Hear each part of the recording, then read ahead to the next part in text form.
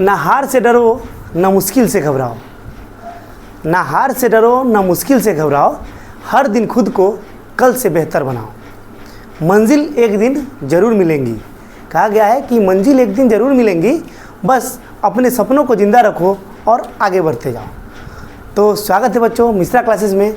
मैं मंजित मिश्रा आज आप लोगों के सामने एक नया वीडियो लेकर आया हूँ। वीडियो है समास, व्याकरण, हिंदी व्याकरण का सबसे महत्वपूर्ण इम्पोर्टेंट जो है वो टॉपिक है समास, जो किसी भी बोर्ड एग्जाम के लिए या किसी भी प्रतियोगी परीक्षा के लिए काफ़ी महत्वपूर्ण होता है। तो आज हम लोग इसके बारे में पढ़ेंगे। ये कितने, इसका भेद क्या है, किसको कहते हैं, इसका एग्जाम्पल मतलब उदाहरण क्या है, या कितने प्रकार का होता है, और सभी प्रकार का उदाहरण हम लोग इस वीडियो में देखेंगे। तो वीडियो के अंत तक बने रहे और वीडियो को अपने दोस्तों के बीच जरूर शेयर कीजिएगा ताकि वो लोग भी वीडियो को देखें। मेरे चैनल को सब्सक्राइब कीजिए। समास, समास किसको कहा जाता है? दो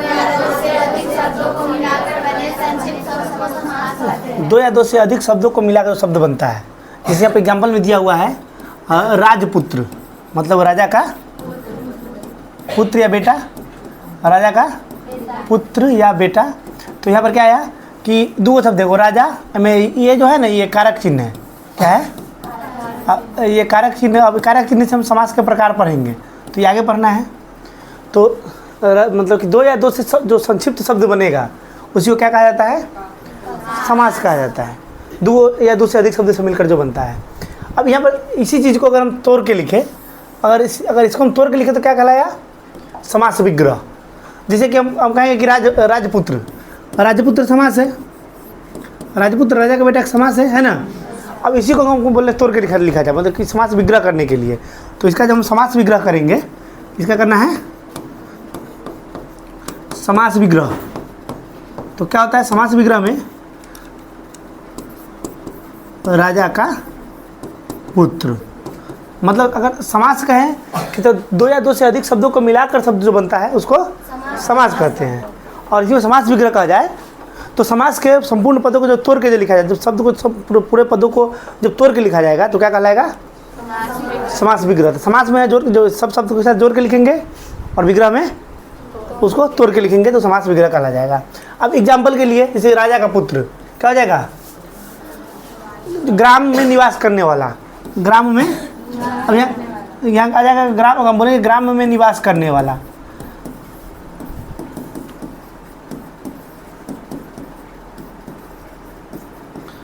ग्राम में निवास करने वाला क्या कहलाएगा? ग्रामवासी। तो ये ग्रामवासी। उसी प्रकार जल का पान, जल को जल पीने वाला, जल को पीने वाला क्या कहलाएगा? तो जल को पियेंगे तो जलपान कहलाएगा। अब उसी समास में दो पद होता है, एगो पूर्व पद और एगो पूर्व पद और उत्तर पद। मतलब पहला पद में एगो बाद पद। जैसे हम अभी एग्जाम्पल के तो तुरंत बताए थे राजपुत्र, तो ये पूर्व पद है, इसको क्या करेंगे? पूर्व पद। और ये क्या कहलाएगा? उत्तर पद। समास दो पद से मिलकर बना होता है, पूर्व और उत्तर पद से। उसी प्रकार से आता है। अब समास में कोई दिक्कत है? किसको कहेंगे समास में? बोल दो। हाँ, समास विग्रह। जो समास के संपूर्ण पद को जो तोड़ के लिखते हैं तो क्या कहलाता है? समास विग्रह कहलाता है। समास विग्रह हो गया, प्रमुख एग्जाम्पल हो गया इसका। और इसका दो जो प्रमुख पद जो होता है उसका मतलब कि पूर्व पद और उत्तर पद, उसका एग्जाम्पल राजपुत्र था। यह राज जो है, राज प्रथम पूर्व पद हो गया और पुत्र उत्तर पद हो गया। अब इस समास का प्रकार देखेंगे, ठीक है? तो समास अब कहीं कहीं 6 प्रकार देता है और कहीं कहीं पर 7 प्रकार, ठीक है? 7वां जो है इसमें को नए समास को जोड़ दिया जाता है। नए समास 7वां में नए समास को जोड़ दिया जाता है, तभी पढ़ेंगे अभी। तो अगर आगे देखते हैं इसमें समास के प्रमुख प्रकार तत्पुरुष समास है, कर्मधारय समास है, उसके बाद द्वंद्व समास है, उसके बाद द्विगु समास है। द्विगु समास तो हम लोग को पढ़ना है तत्पुरुष समास के बारे में। पहले पढ़ेंगे तत्पुरुष समास के बारे में, ठीक है? तो तत्पुरुष समास का कथी है कि जिस समास के उत्तर पद प्रधान होता है, वीडियो को क्या, जिस समास का उत्तर पद प्रधान होता है, का उत्तर और पूर्व दोनों पद जो है कोई किसी तरह के कारक चिन्ह से जुड़ा होता है। कारक चिन्ह माने जैसे हम कोई भी कहेंगे कि हम बोलेंगे काठ को फोड़ने वाला, कठफोरबा बोलेंगे, कैसे बोलेंगे उसको, बोलेंगे हम कठफोरबा। ध्यान देना यहाँ पर कठफोरबा।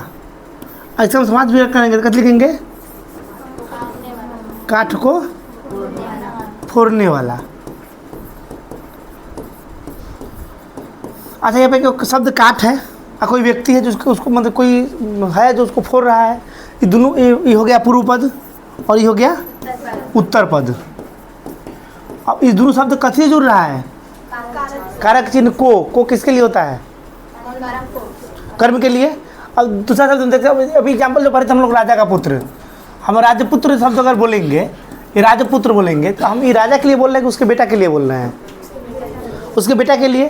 तो दूसरा पद कौन है, पुत्र, मतलब उत्तर पद। इस समाज में उत्तर पद प्रधान होगा और दोनों पूर्व और उत्तर दोनों शब्द जो होगा कथी जुड़ल होगा, कारक चिन्ह से जुड़ल होगा। तो समझ में तत्पुरुष समझ में आया, कोई परेशानी इसमें। दो शब्द होगा, बाद वाला शब्द। एक से एग्जाम्पल और कोई बताओ।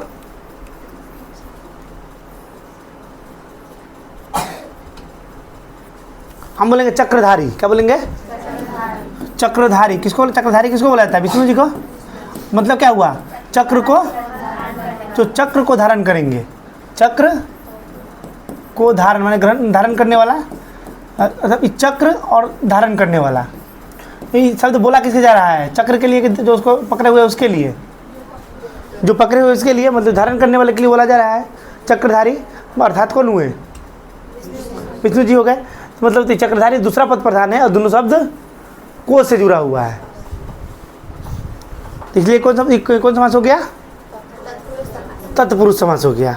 इसी प्रकार अब आगे देखते हैं, तत्पुरुष समास में कोई परेशानी नहीं होगा।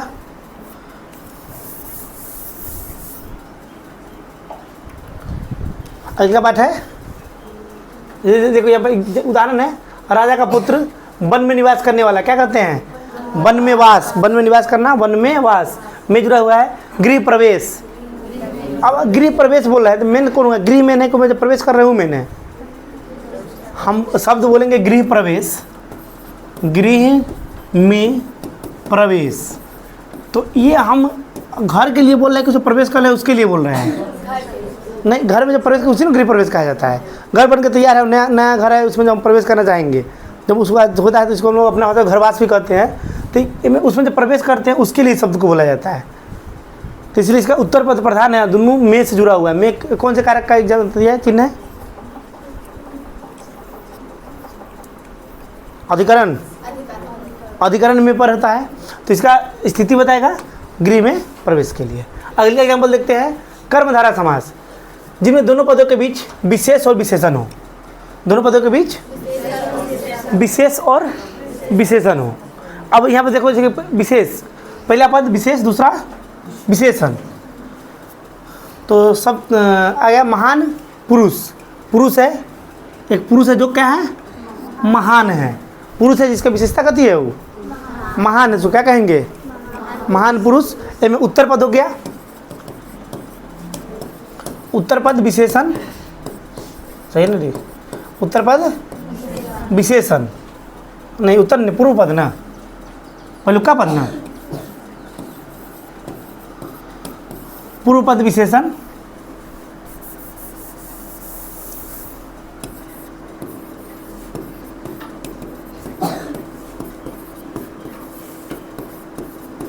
और उत्तर पद विशेष्य। अब विशेष और विशेषण का किसको कहा जाता है, जिस शब्द की हम विशेषता बताते हैं उसको विशेषण कहा जाता है। हम बोलेंगे कि कलम लाल है तो कलम कथी है, लाल, तो विशेष हो गया, मतलब कलम हो गया तो विशेष हो गया, और कलम की विशेषता है लाल, तो लाल क्या हो गया, विशेषण हो गया।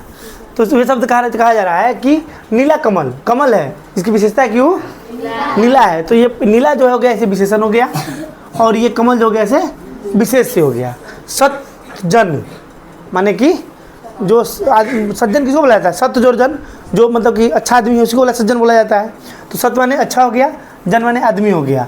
तो आदमी की विशेषता कहती है कि वो अच्छा है, तो क्या कहलाएगा वो, कर्मधारा समास। दो शब्द से मिलकर बनता है समास, और जिसका पहला पद विशेषण और दूसरा पद विशेष्य हो, मतलब कि पूर्व पद विशेषण और उत्तर पद विशेषण, उसको क्या कहेंगे? कर्मधारय समास। तीसरा देखते हैं, तीसरा है द्वंद्व समास, जिसमें दोनों पद समान महत्व रखते हैं, समान महत्व रखते हैं और दोनों पद हाइफन जिसको बोलते हैं से और अथवा इत्यादि से जुड़े रहते हैं। जी दो ऐसे शब्द बोलेंगे, जैसे हम बोलेंगे दो मिलता जुलता शब्द बोलेंगे माता पिता, क्या बोलेंगे? माता पिता। तो जब भी हम लोग यहाँ पर लिखते हैं माता पिता लिखेंगे, इसमें जब भी हम माता पिता लिखते हैं तो ये माता पिता शब्द जो हमेशा हाइफाई जुड़ा होता है, तो माइनस चिन्ह से जुड़ा होता है। अब बोलेंगे हम नॉर्मल भाषा, अपना भाषा बोलेंगे हम लोग दाल भात, क्या बोलेंगे? दाल भात, जुड़ा हुआ है शब्द से। तो इसमें दोनों पद, कोई भी पद प्रधान नहीं होता है, इसमें दोनों पद समान महत्व रखता है। दाल भी है तो साथ में लग के भात भी बनेगा। तो वही चीज़ है कि जिसमें दोनों पद समान महत्व रखते हैं, जैसे माता पिता, भाई बहन, दिन रात, ऐसे जितना भी शब्द है जो हाइफन मतलब कि से अथवा और या से जुड़ा होगा, कभी कहलाएगा वो द्वंद्व समास कहलाएगा। तो द्वंद्व में कोई दिक्कत नहीं होगा। अभी तक तीनों चीज़ पढ़ ली है, कौन कौन सा? तो तत्पुरुष समास का एग्जाम्पल बताओ। राजपूत क्या कहती है, क्या परिभाषा करती है तत्पुरुष समास का?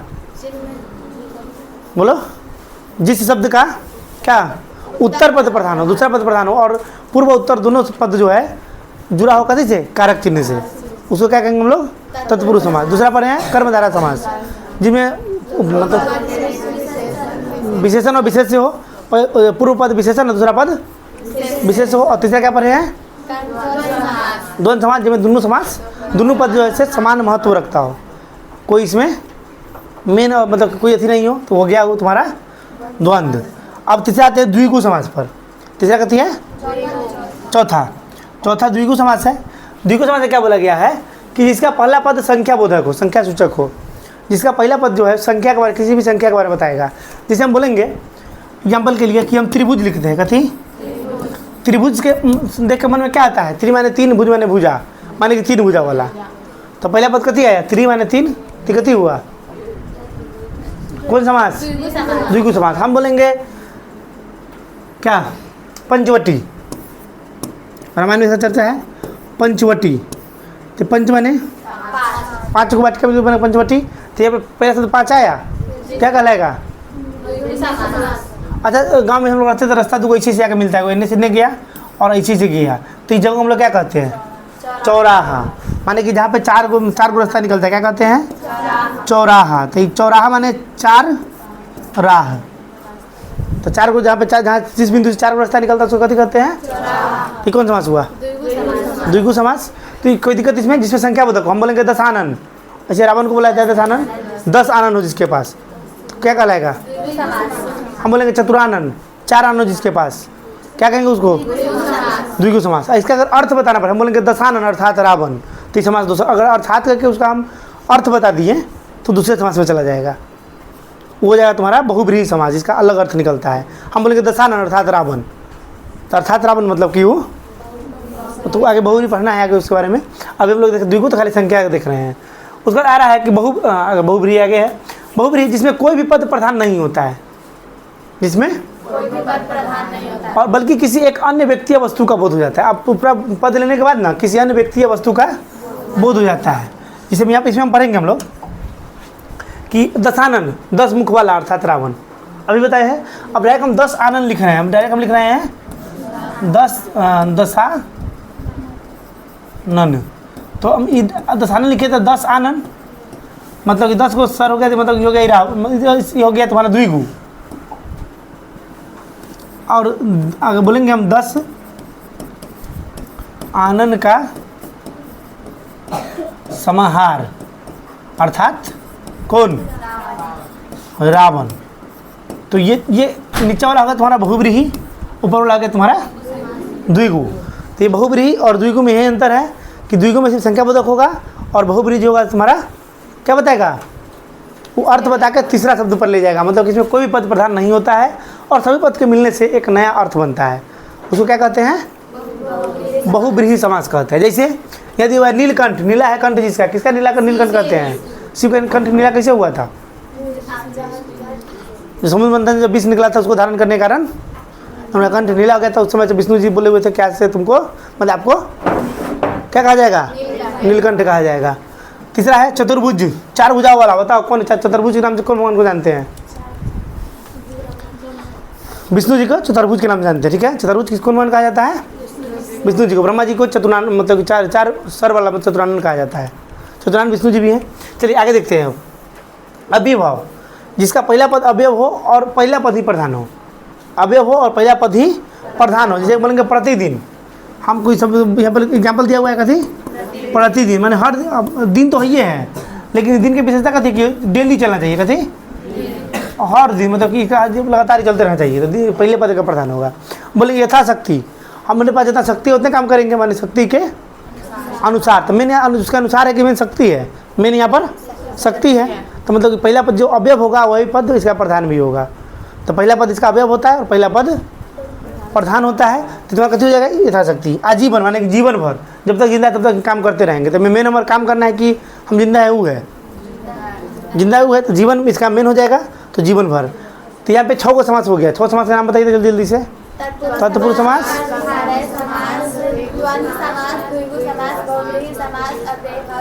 अव्ययभाव समास, और ये हो गया तुम्हारा क्या को, 6 को।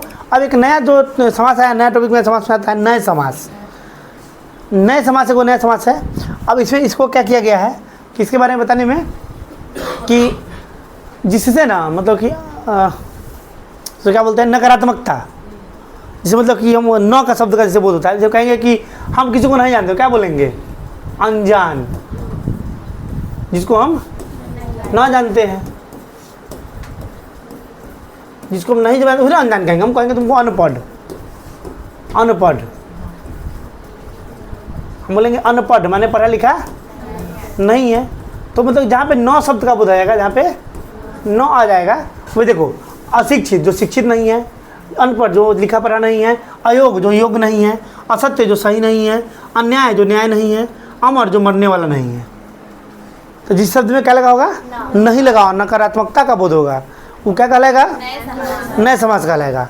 तो इस तरह से तुम्हारा समास के 7 प्रकार, कोई दिक्कत इसमें, कोई क्वेश्चन। ठीक है, तो आगे अब इसका अगले का देखते हैं। अब यहाँ जो इसका महत्व क्या है कि नए समास में अ, अन, न आदि का प्रयोग होता है। नए समास होता है उसमें कथी कथी का प्रयोग होगा, ठीक है। यह सामान्यतः तत्पुरुष समास का एक भेद माना जाता है। एक भेद तत्पुरुष समास का ही है, लेकिन इसमें नकारात्मकता का बोध हो जाता है। अगला देखते हैं कि उदाहरण इसका हम देख लिए हुए हैं। चलिए अगला टॉपिक में आते हैं। दिया हुआ है कि परीक्षा है तो महत्वपूर्ण उदाहरण इसका। परीक्षा में जो बार बार क्वेश्चन रिपीट करता है, किसी तरह का परीक्षा हो गया, मतलब कि बोर्ड से लेकर और अन्य जो प्रतियोगी परीक्षा होता है उसमें रिपीट करेगा। राजपुत्र, राजा का पुत्र माने तत्पुरुष समास। नीलकमल, नीला कमल मतलब माता पिता मतलब पंचवटी मतलब पंचद्विगु, और दशानन बहुव्रीहि, प्रतिदिन और असत्य। अब इसका एक ट्रिक होगा परीक्षा में, इसको क्या कर याद रखने के लिए, मतलब कि कैसे जल्दी याद पड़ जाएगा। तो देखो, जिस जो शब्द का के की में पर से जुड़ा होगा वो तत्पुरुष होगा, मतलब जो कारक चिन्ह से जुड़ा होगा। तो कारक चिन्ह सबको याद ही होगा, बोलो कारक चिन्ह बोलो तो एक बार करता।